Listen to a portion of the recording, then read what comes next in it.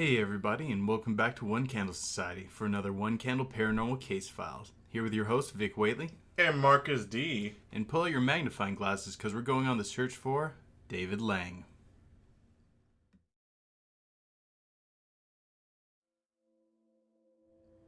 On the afternoon of September 23rd, 1880, on a farm just a few miles outside of Gallatin, Tennessee, farmer David Lang was crossing a field on his property. Farmer Lang's two children were playing in the front yard when Lang started across the pasture towards his quarter horses.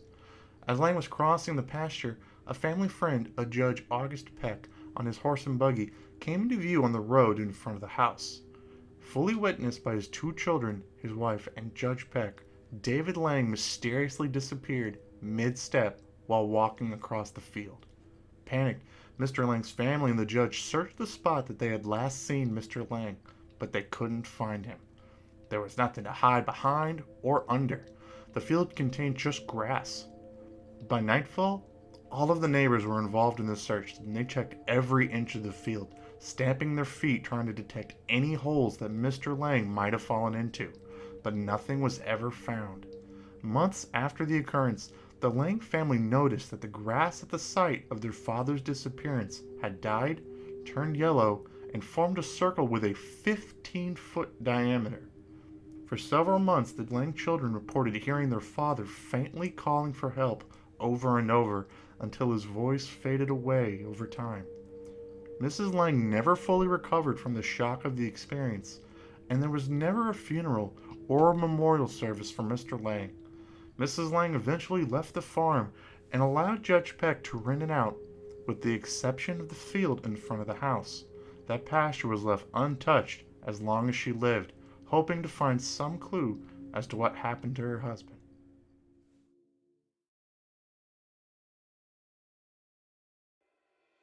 The disappearance of David Lang is a pretty meaty story with a lot of details that we can examine. But I think the most interesting one is the 15-foot circle. It's something that's very interesting, and it's not the first time we've heard of this sort of thing. In the world of the strange and unusual, we hear these sort of reports all the time. They run the gambit of all sorts of different phenomena. I definitely think it's something that bears looking further into. What do you think? I think one of the things a lot of people downplay when I hear about this 15-foot circle is they really downplay the size. I mean, if you think about it, that's like three people wide for something that big. That's a big circle to just magically pop up in a field. The first thing that came to my mind as a possible explanation for it was some sort of UFO phenomenon, because a lot of times when you hear accounts of UFO sightings, you see these large circles of yellow dead grass that are fairly large. This did ring with certain qualities of an abduction story, someone just disappearing, leaving behind circular physical evidence. One of my thoughts was maybe we are dealing with some sort of UFO abduction, that since it happened during the daytime, the pillar of light that's normally seen just wasn't visible because it was filtered out by the fact, well, it's day. But I would have thought someone there would have seen the UFO. Like if he was abducted using some form of, beam or some sort of ray, or something with some sort of wavelength, that's probably what caused a lot of the grass around it to die. Speaking of the grass just straight up being dead, there's lots of stories of things along the lines of fairy circles where there's natural sort of circles, whether it be stone or mushrooms or things like that cause people to disappear. And in many of the stories, particularly the European ones, they involve the person disappearing, going to a totally separate realm, and sometimes returning hundreds of years later. Maybe David Lang will pop back up and he can tell us where he went, but I'm not going to hold my breath on it. Another thing that jumps out when I think about the circle, you see some kind of evidence left after some kind of a dimensional slip. Yeah, I kind of get that feel from it too, particularly with the aspect that they can hear him very faintly, that he's in just a very adjacent, strange place where they can still get certain clues of his existence, a faint sort of sound, but it fades away over time, almost like a tear. And then as the tear begins to heal, well, you just can't get as much information from the other side. That's why his voice is slowly fading away. And it's kind of like the energy that happens that whenever the dimensional slip happens or whatever is kind of what causes the grass around that to die. Although I don't 100% want to give up on the idea of there being some sort of hidden cavern there. I know that they said that they had tamped down the whole area and couldn't find anything, and in some of the stories, surveyors come out in search area and confirm that it's all solid. But it does kind of sound like it might be a cave-in where he's just a few feet underground and they just could not establish where the cave-in entrance was. I think if that was the case, that it was a cave-in entrance, they wouldn't have said he was mysteriously disappeared. They would have said he dropped into the ground, though. That doesn't sound consistent to what they said had happened. But if he hit it and fell in entirely with nothing to grab onto, he would have been gone in a second. I don't think it's very likely because there should have been some sort of dirt or dust cloud. But I do want to keep leaving that possibility on the table. Another major part of the story that we kind of found interesting is his children reporting that they heard his voice calling out several weeks or months after the incident happened.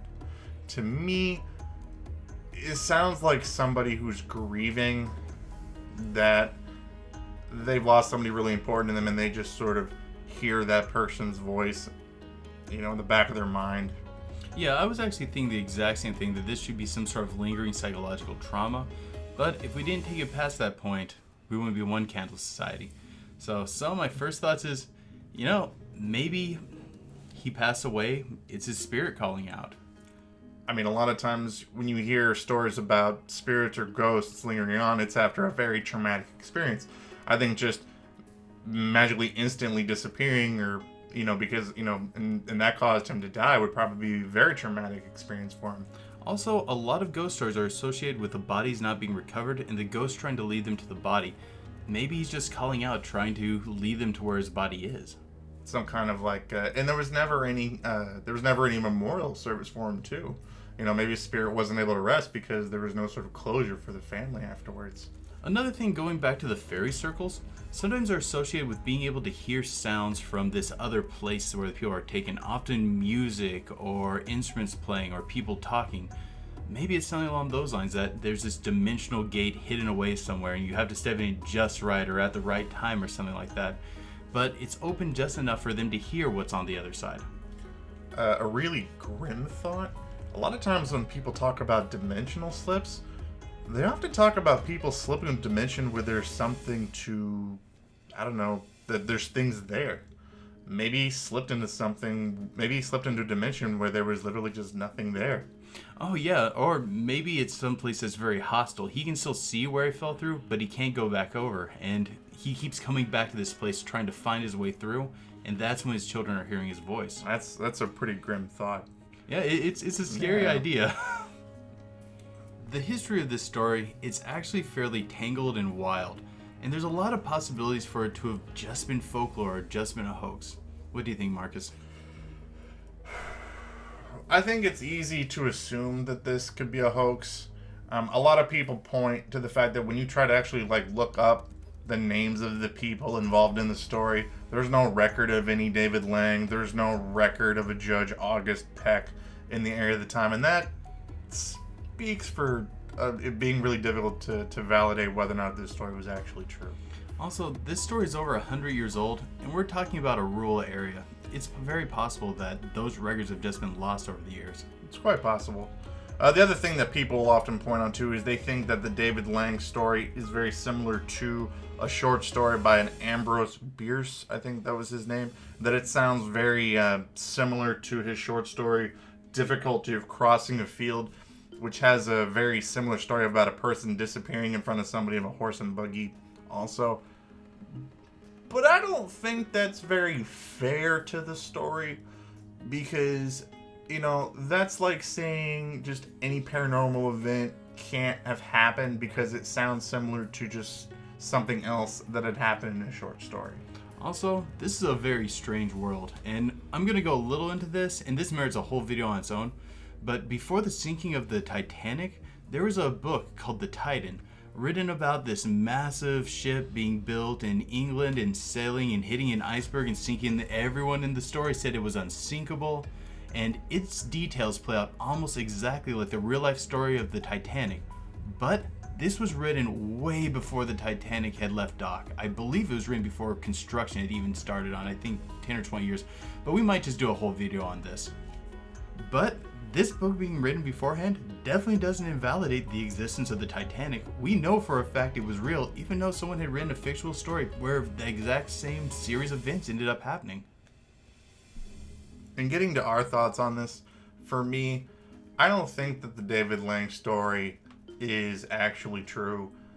And it doesn't have anything to do with it sounding similar to other people's works that they've written that sounds similar to the David Lang story. I think we've already established that it's not fair to just to say this sounds like something that's happened in a fictitious story, so it can't be real. I have a hard time with them not being able to validate the existence of the judge that was involved in the story. Yes, it's a rural area and it's hard to find a paper trail for that, but you're talking about a state judge. That's going to leave a paper trail. And since there's no evidence of that, I find it very hard for David Lang to actually be a real story. Me, growing up in a very rural area, I definitely believe such things could go without being noticed. Heck, this could have even been a nickname or something along those lines, not an actual station. But what I will say is, if this is true, I think it covers such a broad area of possibilities that have not been examined that it could be about anything. One of the things that was going through my head that I've never heard of anyone bringing up before is, could this be some sort of subterranean creature? Like, maybe it just reached up and grabbed and pulled it into the ground, Tremors style. I don't know, but that's just one of the things that popped in my head. Most likely, I think that this is associated with some sort of very old dimensional slip phenomena. People all over the world have been associating these odd dimensional slips with these circles, and you see that in the folkloric history of people everywhere. It seems to be an occurrence. I can't personally explain it, but I think it's most likely, based on the history and the folklore of pretty much everywhere, that this man could have just slipped to wherever these things go and just never came back. But we'll let you guys talk that out in the comments below. Hey guys, thank you so much for checking out this video. We had such a good time making it, and the reason we had such a good time making it was because this was a fan suggestion from Mr. Ray G, who's been a big supporter of us this whole time. Finally glad we got to do something he wanted. Thank you there, Ray. We really enjoy all your comments. This video was so cool to do because we got to talk about so many different explanations for why paranormal phenomenons occur, and I always enjoy doing that, especially these kind of paranormal mystery sorts of things. Some of my favorite stuff to look at in the paranormal. And if you guys enjoyed this video, don't forget to like, share, and subscribe, and hit the notification button so you guys know when we put up new content. And just like Ray did, make sure that you guys put your suggestions for videos in the comments below. We have all of season 4 to come up with, and we need your guys' help. We love your guys' suggestions. But most importantly, keep believing. Because we'll keep listening.